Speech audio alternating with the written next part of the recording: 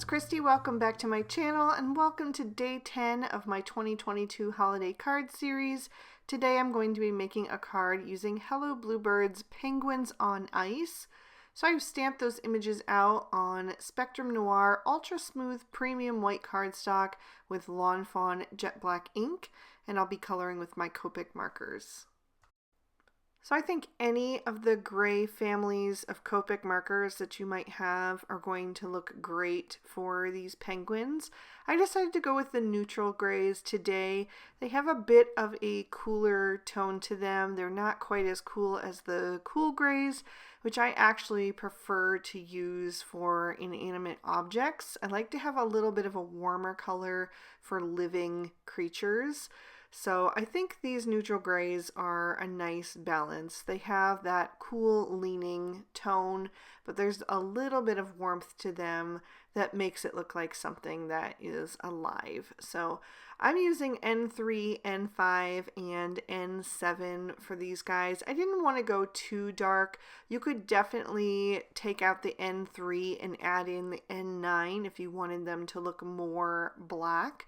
But these are so cute. I thought they looked more like baby penguins, which are usually a little bit grayer in tone. So I decided to keep them a little bit lighter. I'm using the N7 for my darkest, and I'm laying in my shadows on each of these penguins depending on where they're facing. I prefer to keep the face highlighted, so I like to put the shadows down the back or away from the face. So if the penguins are facing right, like the one on the far left that I've already colored, I'm going to put the shadows on the left, which is down the back side of his body. For this guy, because he's facing completely forward, the light would fall in the center of his face, so the highlights are going to be equal on both the left and the right. So it's up to you if you want to create a light source for your scene and having it come in from like the top left or top right or in the center. I just prefer to do more of this central light source. I think it's a bit easier to focus on the direction of the critter rather than the direction of a light that is not in the scene, you know. Anyway, I'm going to be creating a reflection card today. This is something that I have literally had on the list for my holiday card series for probably 5 or 6 years. I have been wanting to attempt this and terrified of doing it, and every single year I ended up bumping it off the list because I just was so afraid that this technique would not work out.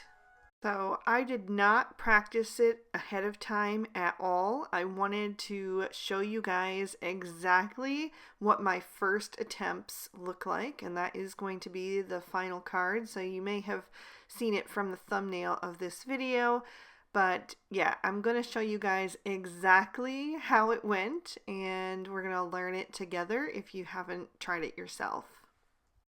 When you think about it, it's so silly to be so afraid and let fear hold you back from something that is literally just ink and paper. But I don't know why I get so in my head about things like that. I don't know if you guys are the same. If you are, if there is some technique that you've been wanting to try for a long time and just too afraid to attempt it, leave me a comment and let me know what that technique is. I would love to know that I'm not alone in this. But yeah, I faced my fears today, and so I'm going to encourage you guys to do the same. Like I said, in the end, it's just ink and paper. It's not nearly as scary as I made it out to be. So I'm moving on to the lighter parts of my penguins, and I decided to go for some creamy shades instead of just having all grays. I wanted to warm them up a bit more. So I decided to go with E50 and E51. I used this combo for polar bears recently, and I really liked how that turned out. So I'm going to use it for the white parts of my penguins as well. Just gives them that little bit of a creamy tone, makes them look nice and cozy. So I'm taking that E51 first and just laying in the barest little bit of that. I don't want to get too heavy-handed with this. A little bit really does go a long way. And then once I have that E50 laid in, just kind of up above the eyes and then on the belly a bit as well, then I'm going to blend that out with the E50. And I'm going to let most of the paper show, so it'll just be white, but I want to just have that bit of creaminess on the outside edges for that definition. And then I wanted to give him some rosy cheeks, and I decided to go with RV10 and RV11, which is a bit cooler toned than my usual R20 and R11. But I think it fits for this frosty scene to have those cooler pinks in there. So I often switch to this combo for blush in the wintertime. Once the cheeks are laid in, I need to do their beaks. And I decided to go with YR12 and YR14.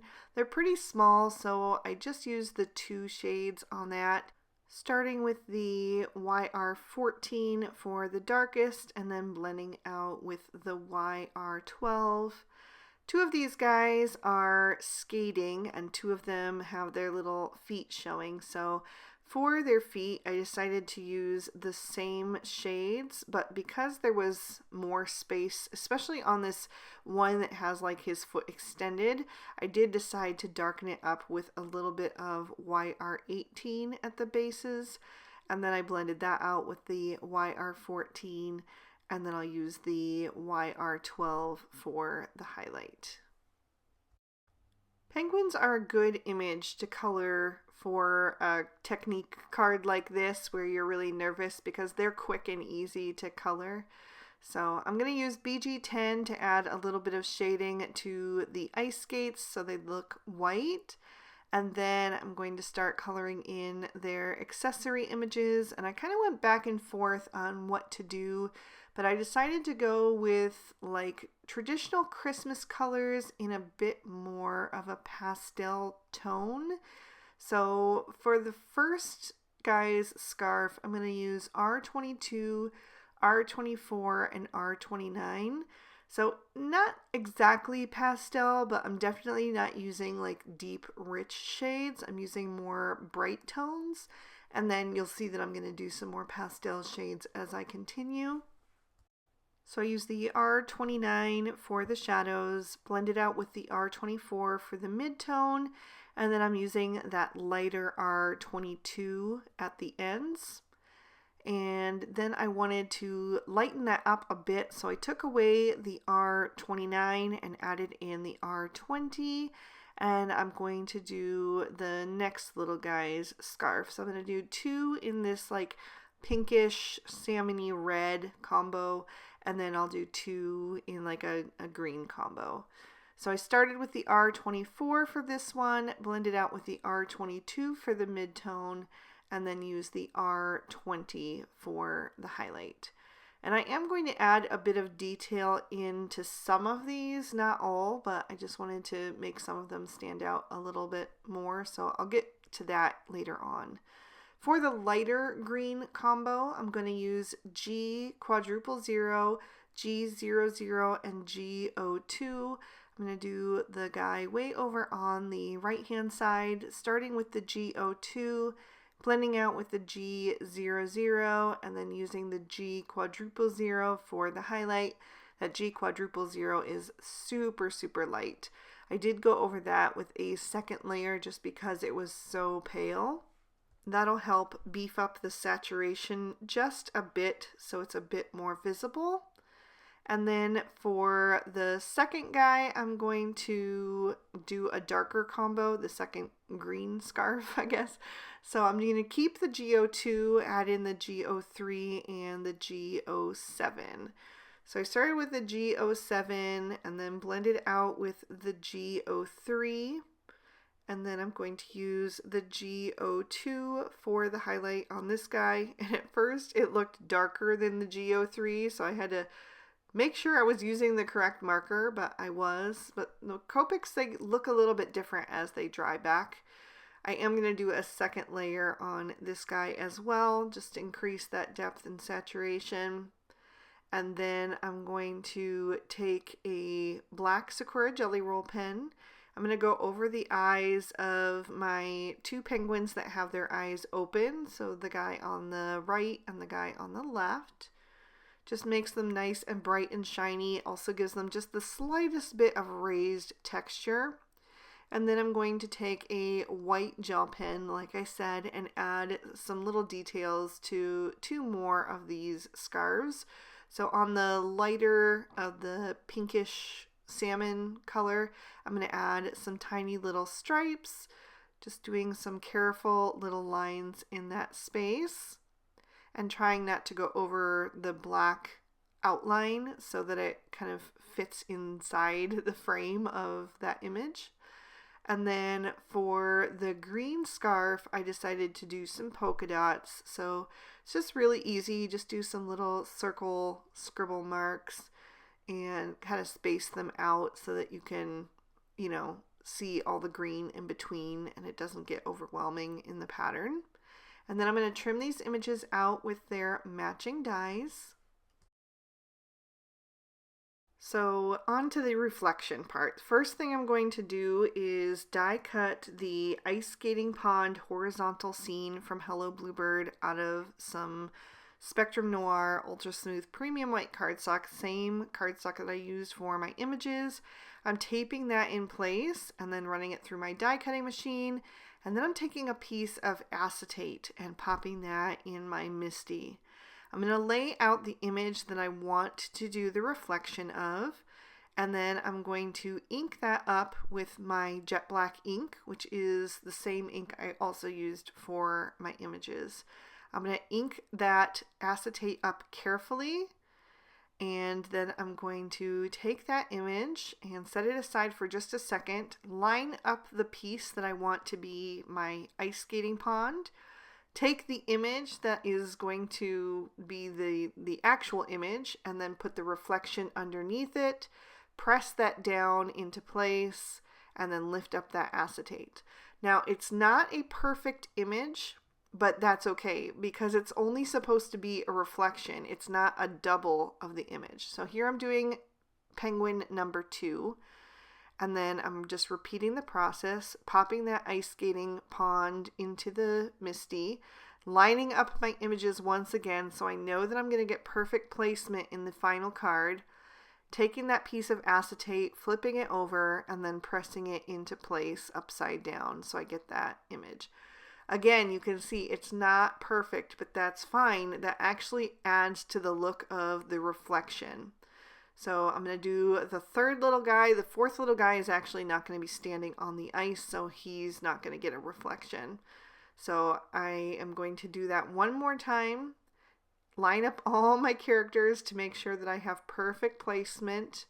And then take that piece of acetate, flip it over, line it up, and press it down firmly into place until that ink transfers onto that cardstock panel. And then breathe a huge sigh of relief because it actually worked. While I have my Misty out, I'm going to pop my card base in my Misty. I am using some dolphin cardstock from Lawn Fawn and stamping in hippo ink. I'm doing another penguin and a sentiment from that same set that says, "You make every day jolly." I'm going to stamp that down a few times till I get even coverage. And then I also wanted to work on my sentiment while I have my Misty out. So I'm actually going to take a piece of narwhal cardstock and I'm going to heat emboss on it. So I'm using my Rabbit Hole Designs powder tool to prep. And then I'm taking a sentiment from Typed Christmas and inking that up with Versamark ink. It's just a clear sticky ink that works great for embossing because it grips a hold of that embossing powder. I stamped it down twice, and then I'm going to coat that with my white embossing powder from Lawn Fawn.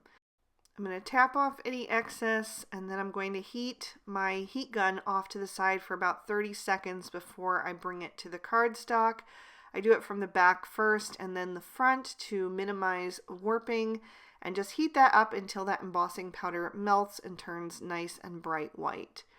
So now I have all my pieces. I'm ready to start assembling. I'm going to start with the frame of this die because that's going to be like the outside pieces of your puzzle that is going to help everything fit together. I'm going to line that up with the front of the card, making sure that all four corners are perfectly aligned because otherwise everything will not fit perfectly. Then I'm going to take my reflection piece, the skating pond, and add that down at the bottom. And then I'll take the snowdrift, which is the next piece. So I'm working like biggest to smallest. I just find that is much easier to start with those larger sections. So I'm working bottom to top. So once I have those two pieces, I can start adding in the edges. And I just left everything together on my cutting plate to make it easy to pick up. And another tip is that I actually taped together the tiny little sections that go between the trees. This was my first time trying this and it worked great. So now I don't have to worry about trying to fiddle with all of those little pieces and making sure they're in the right spot. This was so much faster to do. I just used Post-it tape and kind of just put it in place after the die came out of the die cutting machine. It all had stayed together, so once I took the top plate off, I just added those pieces of Post-it tape right over top. So a couple pieces stayed stuck in the die, so I'm just going to fit those in between as I go from like sky to tree across this panel. So I'm going to take the next section, and then the next one I grabbed is another tree, and you can see all those little bits, just making sure to get glue behind them as well, so that when I pull that Post-it tape up, it will still keep those pieces adhered to the card and they won't fall out. So I'll take the other little piece that stayed stuck in the die, and then my final tree. Just making sure to coat all of those little bits. And then I have my final section of sky. So I'm going to add that over to the right hand side and just press that into the final part. Then I'm going to carefully peel off the Post-it tape, and you could definitely wait until your pieces dry before you do this. It would probably be smarter. I was just really impatient now that I had seen this technique start to come to life. I wanted to see the whole card through, and so I just peeled mine off right away.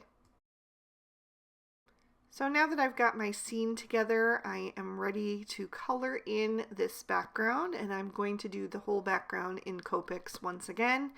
So I'm starting with the reflections, and I'm going to use T1 to color in the penguins.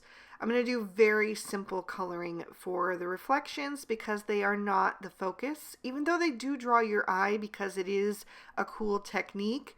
The focus really should be the actual critters and not the reflection, So I'm going to just do very, very basic coloring and try to breeze through this part as much as I can. So I'm just using T1 to color in all the gray parts of the penguin.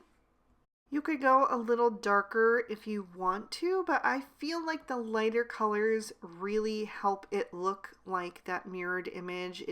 It looks more like a reflection, especially on ice once I start to add in that frosty glow in just a little bit, which is going to go right over top. So having those lighter colors makes them easier to add the glow later on.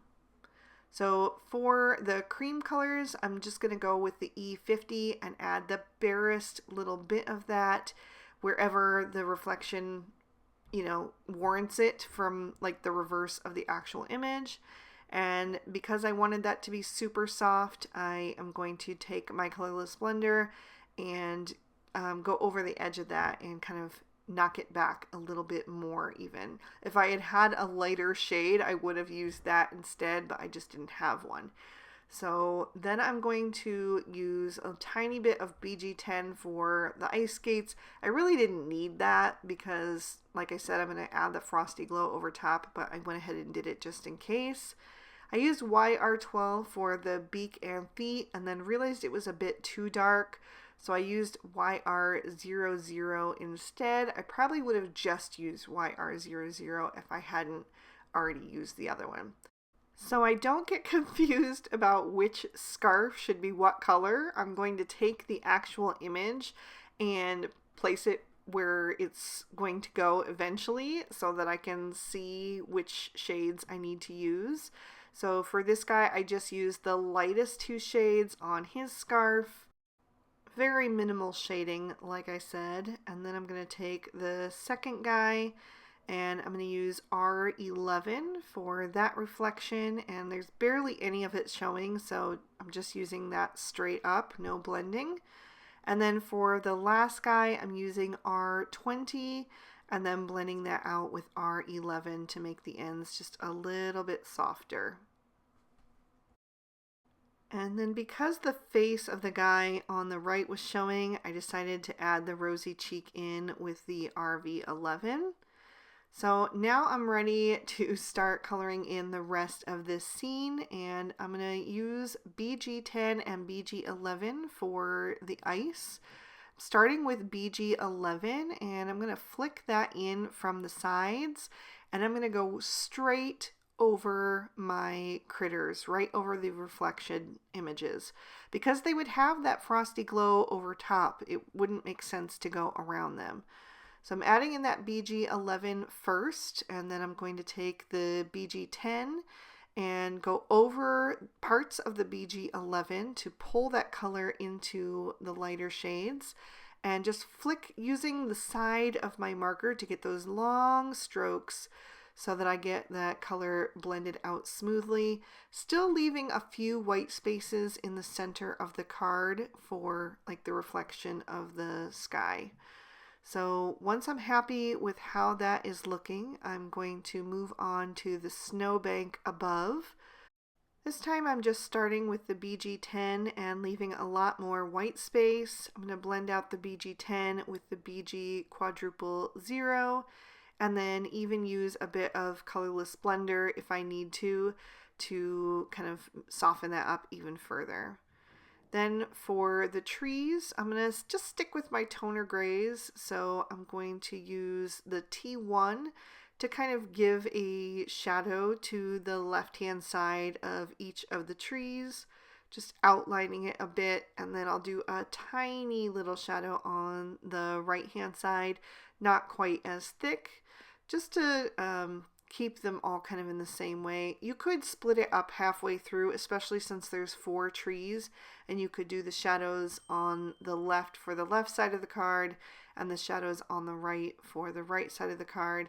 I didn't think of that, and I honestly don't think it's that noticeable that it's a really big deal.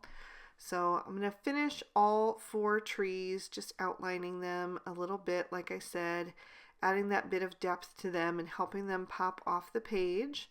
And then I want to darken that up and add in some like texture for birch trees. I love birch trees, so I'm going to use T3 and T5 for this.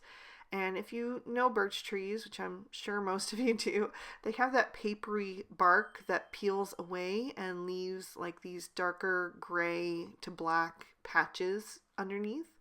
So I'm just doing a few little strokes with the T3 here and there, making some larger, some smaller, some longer, some shorter. It just depends. You can place them wherever you want and it's going to look right. So there's no right or wrong here. Starting with my lighter color first, but you could do it either way. Honestly, it doesn't really make a difference. So I'm just kind of using the lighter shade to kind of test out where I want things to go before I kind of dive in with the darker shades. And I definitely want less of the darker, and I'm heavy-handed, so starting with the lighter colors just helps me not to do too many. So then I'm going to come in with that T5 and just add in a few extra flicks in those places and, you know, make it look even more realistic. By the way, I wanted to mention that if you did want to do some kind of mirror image where you wanted it to maybe not be a reflection, or you weren't planning on using Copics to color it, you could use VersaFine Onyx Black ink. It is a pigment ink, so it's a little bit thicker and stays on that acetate a little bit more. So that might be one that is a good idea to get like a darker image, you know, from your acetate, but you can't color that with Copic markers. It would bleed all over the place and clog up your markers. So that's why I decided to use the Lawn Fawn Jet Black. So I'm taking BG10 and drawing in some snow. I wanted some snow to kind of be collected in the little dips in the tree branches. So I just went ahead and colored that in before I added my sky. For my sky, I decided to go with a pink sky, so it could kind of be like sunset or sunrise, whatever you want it to be. I'm going to start with R11 and just flick up from that horizon line down between each of those trees. And I apologize if you can hear that dinging. My coworker just found out that she is a grandma for the 4th time, so our entire work group chat is texting to congratulate her, so my phone keeps going off. But anyway, I am going to continue adding in R00 for my sky, again using those flicking motions so you get that feathery look at the edges, which is going to help it blend into the next shade. And just taking that up even further. That is going to be what I use for most of it. I did leave a little bit of white space at the top of some of those sections to go just a tiny bit lighter, but a lot of it is going to be this R00. And then, like I said, just a little bit with the R000 to just finish off those lighter patches where it's a little bit thicker, and making sure to grab the edge of the previous shade so that the blend is nice and smooth, especially since it's a sky. So now that my background is completely colored in, I can grab my images and glue them right above their reflection. So I'm leaving just a little bit of space between the reflection and the actual image, and just adding them over top, making sure that they are in the same position that I did the reflection, especially for this little guy. He could be easy to kind of, you know, get him twisted a little bit, but just making sure that it lines up. And then I'm going to take my 4th little guy and add him on the snowbank, kind of jumping up and down and cheering for his friends. So I wanted to add a few little lines to the ice to make it look like these guys have been skating around. It doesn't show up great on this because it's such a light color, but I'm just taking a white gel pen and doing some little lines. I tried some loops, but I didn't like the way that they looked, so I kind of smeared them away before they were dry with my finger, and luckily they were over the white part, so it really didn't show up very much. So just adding in a few here and there, and I think it does add to the look. You know, it kind of mars the ice as it would be if they were really skating around. And then I did go back and kind of smudge them a little bit with my finger once they were mostly dry to soften it a bit so it wasn't so stark. And then I am going to add a frame over top of this. So I cut down some narwhal cardstock. I actually did 2 of these, and the first one I didn't line up correctly in my die cutting machine, so it's not a perfect fit, but that's totally fine because that's the one I'm going to use underneath. It's really more for like the height. So making sure it's lined up, and then I'm going to add a second one right over top, just using my Barely Art Precision Craft Glue to add that to those thin lines. And then I'll line that up right over top. And this time I'm going to really make sure it's on there nice and straight because this is the one that you're going to see. This is the top. So I'm just pinching those edges together and making sure it's smooth. Then I'll take my sentiment, which I just cut down into a strip, and I'm going to add it in the top right, overlapping those 2 trees. And then of course I wanted to add in some sparkle, and there's going to be quite a lot of it on this card because it is such a snowy scene. So I'm taking my favorite Stardust stickles and adding it to all of those little snowy sections between the branches of the trees that I drew in with my Copics. And that's going to help them look more like snow as well. And then I'm also adding some to the left side of the trees. I'm not doing all of the smaller branches, just the main part of it. And that's also going to look like, you know, the snow was blowing and kind of sticking to the side. I'm going to put it on the top of the snowdrift, and then I'm also going to add it to the top edge of the ice skating rink, the pond. And then I also wanted to add like a few extra lines there. So I'm just kind of dragging it across just like I did with my white gel pen. And I think that really adds to the look of it as well, going right over top of those reflections and really helping integrate them even more into the scene.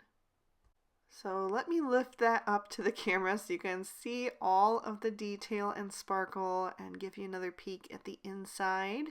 I really hope you guys enjoyed this one. I know it was a little bit of a longer one, but I hope this helped you to maybe try this technique for yourself if you never have, or try a technique that you've been wanting to for a long time.